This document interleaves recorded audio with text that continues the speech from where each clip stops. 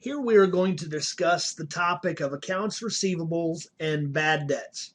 So this is a situation where a company has granted the customer time to pay their bill instead of having to pay it right up front, and then the customer does not pay. So we have to figure out how to handle the non-collections. So again, the only time we're going to have an accounts receivable situation is if we have a credit sale or a sale on account. This means that the store, the seller, has granted the buyer extra time to pay. We're going to accept the payment over time. Generally, we're saying 30 days, maybe 60 days. Here we have to set up individual accounts for every customer. Now, this is a key thing. In many courses, many textbooks, they start off the discussion just talking about accounts receivables in general, but up front, it's important to know every customer has to have an individual account. Otherwise, we'll never have a way of knowing what that person owes us. We have to track their payments and their remaining debts.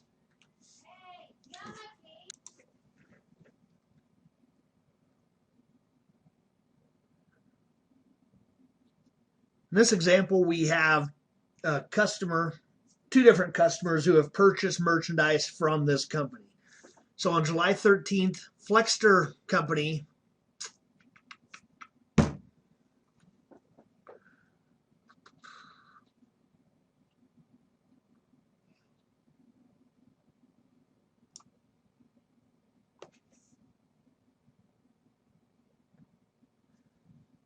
So here we have some examples. On July 13th, Severson sells $950 of merchandise on credit to Flexter, one customer, and $1,000 of merchandise on account to Skylar Incorporated.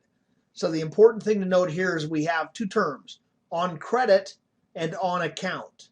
So these mean the same thing. It means the seller is granting the customer extra time to pay. Now what we would do there for each situation, we would debit accounts receivable for each individual customer for the amount they owe us. That increases that asset. And we would credit sales for the amount, again, of the sale. So what we have here, if we take a look at the individual situation, we have an accounts receivable, what's known as a subsidiary ledger, for each individual customer. So that shows the transaction for Flexter and then for Skylar.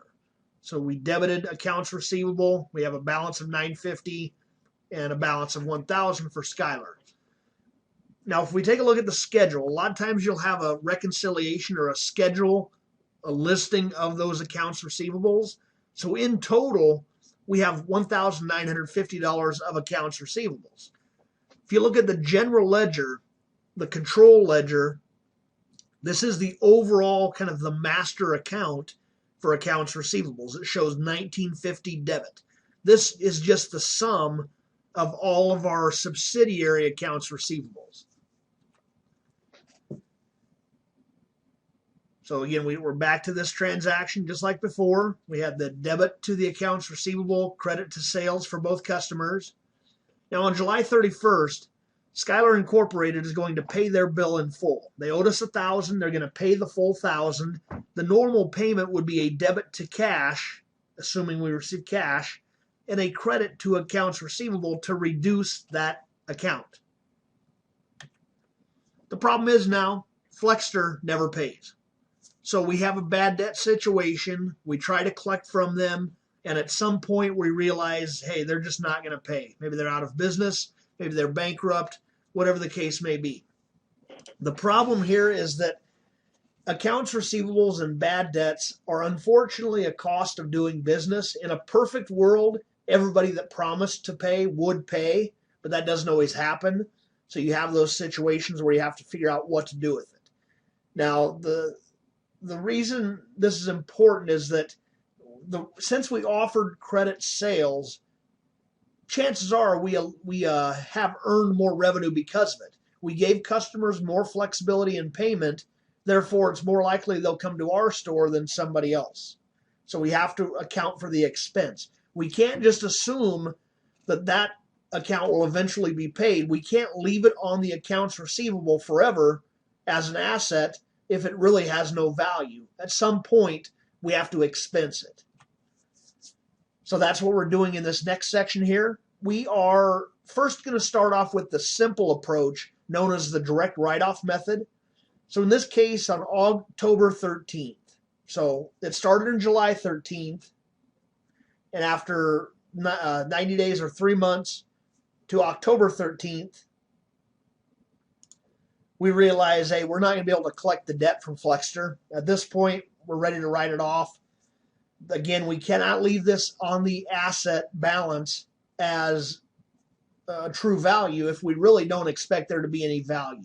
If we don't expect to be able to collect it at some point, it has no value. So what we would do under the direct write-off method is we would debit bad debt expense for $1,000 and credit accounts receivable for that customer for $1,000.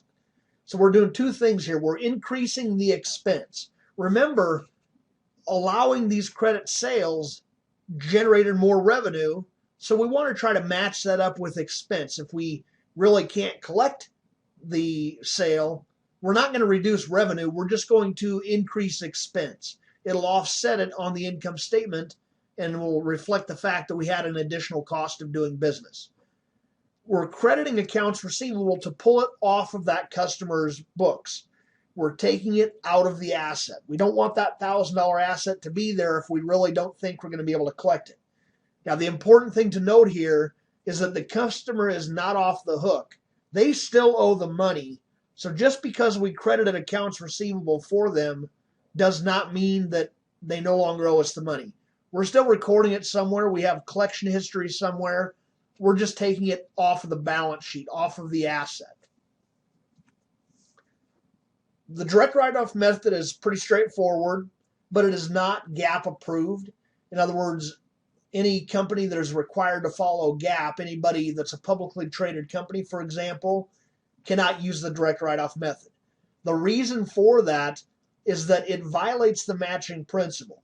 Now, what I mean by that, earlier I said that we sell product, we generate revenue, we record it. Now, the matching principle says any expense related to that revenue, we want to match up in that same period so our net income reflects both items at the same time. With this direct write-off method, again, a lot of companies wait 90 days, maybe 120 days before they write an account off. Chances are pretty strong that by that point, you're in another accounting period altogether. Let's just say you have a sale November 1st of 2016, and then you don't write the account off until February or March of 2017, in another year. That's where the violation of the matching principle comes into play. Yes, it is more accurate because we know the exact amount of bad debts. We're not trying to make an estimate. We realize this customer is not paying, so now we know this customer is the bad debt. The only problem with it is it's not timely. We don't get the information in sufficient time. So we have a couple of other methods, or we have really one other method that is allowed, but we're going to see detail. We have sub-methods, if you will. So the allowance methods are what are required by GAAP.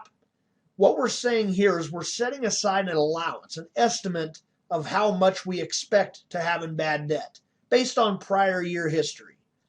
That way we can match them up in the same period as the revenues. It's not going to be as accurate because it is just an estimate, but it is more timely, and we're willing to sacrifice a little bit of accuracy to get that timeliness. So in this situation, we're going to have one journal entry when the revenue was recorded, and then another journal entry when we actually write the bad debt off. So the first entry here is going to be a debit to bad debt expense, just like it was before. This is in the period that the revenue was recorded. The credit, however, is not going to go to accounts receivables. The reason is, at this point, we don't know which customer is not going to pay us.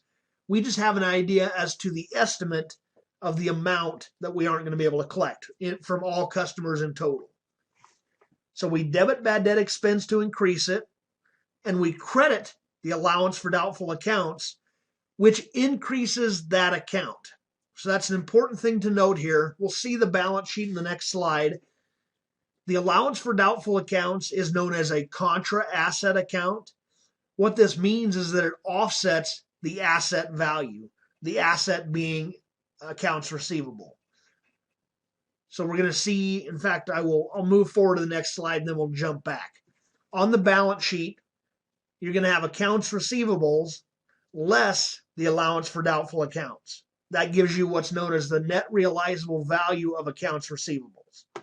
So allowance, sometimes called a provision for bad debts or allowance for bad debts, this offsets accounts receivables, so it has the opposite normal balance.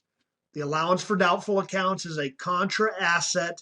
It has a normal credit balance, which is the opposite of an asset. We are increasing that allowance in this entry. Now, later on, when we eventually find out that a customer won't pay us, a specific customer, instead of having to debit bad debt expense again, we debit the allowance for doubtful accounts. What we've basically set aside a fund or a cushion account, a provision for these bad debts, so that when we eventually do have a bad debt, now we can use up some of this money. That's the way to visualize what's going on here. So we're debiting the allowance for doubtful accounts to decrease it. We're using it up. And we're crediting the accounts receivable for Smith. That's the customer that didn't pay us. We're crediting their accounts receivable to reduce it. Again, they still owe us the money, but we don't want to record it as an asset anymore. So on the books, if you look at the T accounts here, we would have the accounts receivables with a debit for $1,500, a credit for $300 for the allowance for doubtful accounts. This is in total after everything, after all other transactions are recorded. Now, the allowance method, any allowance method we use, they're based on estimate. We don't know which customer's not going to pay. Therefore, as I said earlier, we can't reduce a specific customer's account until we find out that they aren't going to pay. So we increase that allowance, which offsets the accounts receivables in total.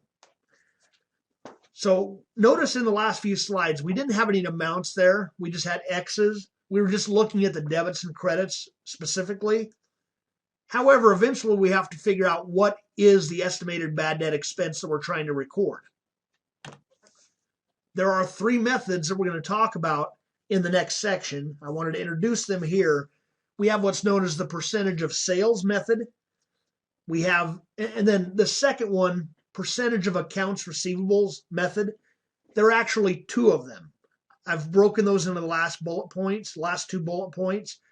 We have the one that's based on the actual percentage of the total accounts receivables, and then the aging of accounts receivables method. This actually breaks the accounts receivables into age categories. In other words, how far past due is the account? The further past due it is, the more likely we are not going to be able to collect it. This is just an introduction of the three methods. The next section will take us into more detail about each of these methods.